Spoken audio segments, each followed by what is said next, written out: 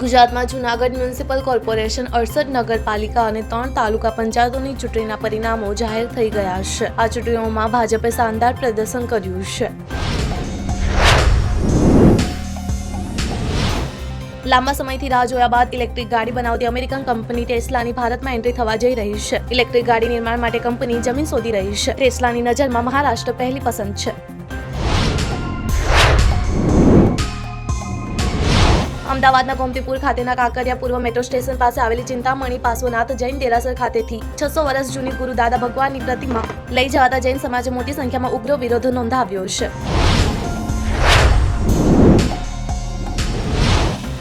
જામનગરના જોડિયા તાલુકાના ટ્રકના ચાલકે પદયાત્રા કરીને દ્વારકા દર્શનાર્થે જઈ રહેલી 12 મહિલાઓ પૈકીના 8 મહિલાને કચડી નાખતા 3 લોકોના મૃત્યુ થયા છે.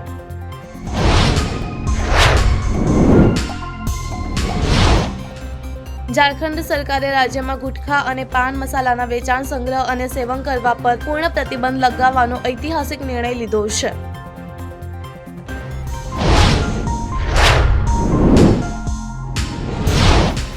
કોલકાતામાં એક 37 વર્ષના યુવકે 7 મહિનાની માસૂમ બાળકી સાથે દુષ્કર્મ કર્યું હતું અને જાનથી મારી નાખવાનો પ્રયાસ કર્યો હતો. આ હેવાન યુવકને હવે કોર્ટે ગુનો માન્યો છે અને તેને ફાંસીની સજા સંભળાવી છે.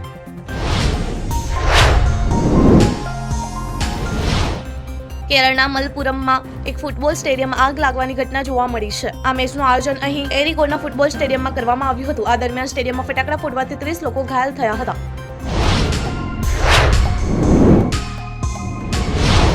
બેંગલુરુના 30 વર્ષીય અભિષેક MRએ કન્ઝ્યુમર કોર્ટમાં PVR સિનેમા, આઇનોક્સ અને બુક માય શો વિરુદ્ધ ફરિયાદ નોંધાવી છે. તેનો આરોપ હતો કે 25-30 મિનિટ સુધી વિજ્ઞાપન દેખાડીને તેનો સમય બરબાદ કરી દીધો છે.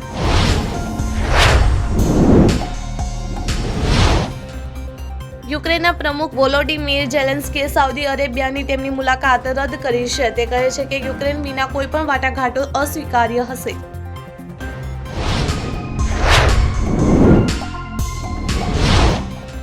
LIC single premium smart pension યોજના શરૂ કરી છે. આ યોજના વ્યક્તિગત અને સંયુક્ત રીતે પેન્શન માટે વિવિધ વિકલ્પો પ્રદાન કરે છે. પેન્શન યોજના હેઠળ લઘુત્તમ ખરીદી કિંમત ₹1 લાખ છે.